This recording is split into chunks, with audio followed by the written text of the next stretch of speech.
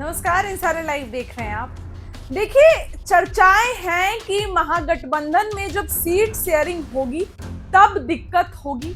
महागठबंधन में seat sharing को लेकर काफी ज्यादा पेच फंसने वाला है, क्योंकि मुकेश सहनी भी है, कांग्रेस कम सीटों पर नहीं मानेगी, तेजस्वी यादव सीट अच्छी खासी देने के मूड में नहीं है, माले विधायकों ने भी डिमांड रखी है। चर्चाएं इस बात की है, लेकिन आप जरा गौर करिए कि क्या एनडीए में सीट बंटवारे में पेच नहीं फंसेगा?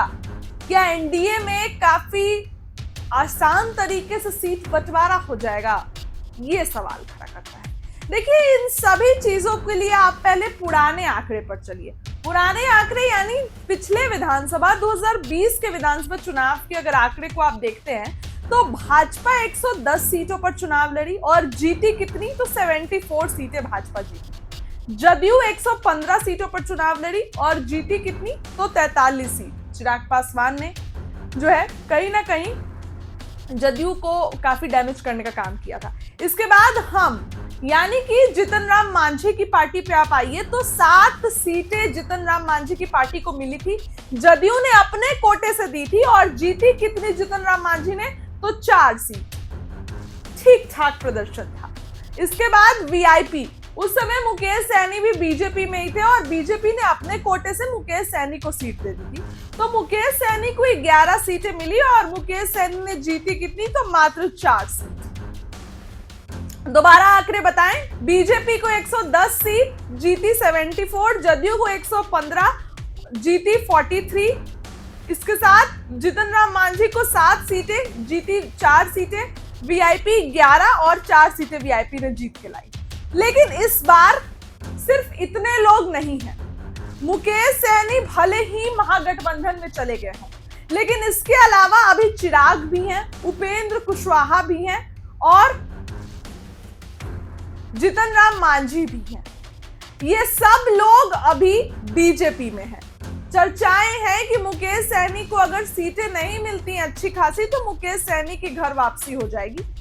हालांकि अभी मौजूदा, लेकिन अभी देखिए मुकेश सहनी तो महागठबंधन में, फिलहाल हम मौजूदा सीट के बारे में ही चर्चा करेंगे और मौजूदा घटक दल के बारे में ही चर्चा करेंगे। तो मौजूदा में 243 जो सीट है और इतने घटक दल हैं, तो अब चिराग के भी बोल बदल रहे हैं। चिराग बोल रहे हैं कि चाहिए तो चाहिए 50 सीटें, मेरे चाचा चले गए हैं, अब आप लोग हमको दीजिए, आंख दिखा रहे हैं।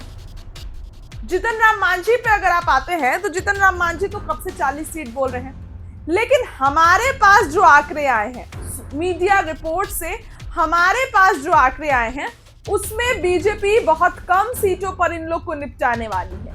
जी हाँ, बीजेपी इतनी सीटें नहीं देने वाली है इन लोग को। अब देखिए वो आंकड़े आपको बताते हैं। हमने पिछले विधानसभा के चुनाव के आंकड़े भी आपको बताए।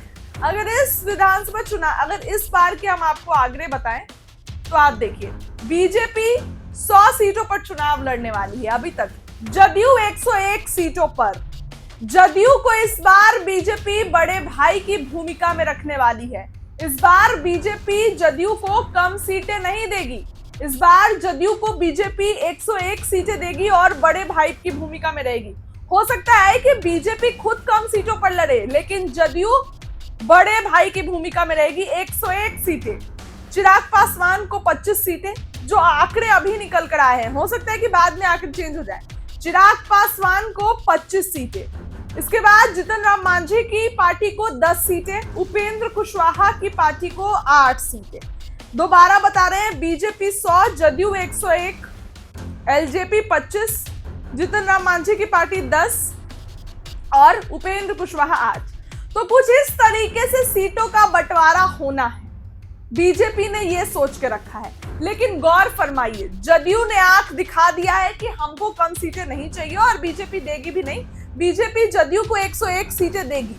अब अगर सर्कमस्टांसेस आते हैं, अब आप सोचिए कि अगर मुकेश सहनी आते हैं, थोड़ा इमेजिन करते हैं, मुकेश सहनी अगर इस सीट पर, मुकेश सहनी की बीजेपी में घर वापसी हो जाती, क्योंकि चर्चाएं हैं, तो बीजेपी अपने ही 100 सीटों में से 5-6 सीट मुकेश सहनी को दे देगी, लेकिन जदयू की सीटें कम नहीं करेगी। जदयू की सीटें बीजेपी कम नहीं करेगी, बीजेपी अपनी 100 सीटों में से कुछ सीटें मुकेश सैनी को दे देगी, लेकिन अपनी सीटें बीजेपी कम नहीं करेगी। और अगर मतलब जदयू की सीटें कम नहीं करेगी, अब हो सकता है कि मुकेश सैनी नहीं आए, मुकेश सैनी उधर ही रहे, लेकिन वर्तमान में इस तरीके से होने वाला है। बीजेपी खुद के पास 100 सीटें रखेगी, जदयू को 101 सीटें देगी, चिराग पासवान को 25, डिमांड तो 50 की है, 25 देगी बीजेपी।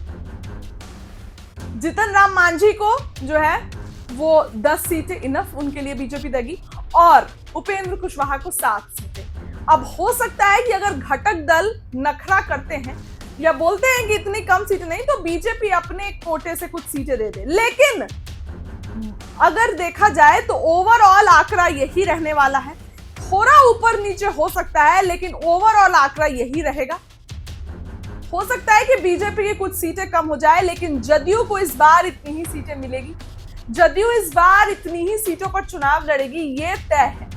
जदयू को इस बार कम नहीं किया जाएगा, दिखाना है कि जदयू बड़े भाई की भूमिका में है, इसमें कोई दिक्कत नहीं है, लेकिन कम सीटों पर बीजेपी चुनाव नहीं लड़ेगी।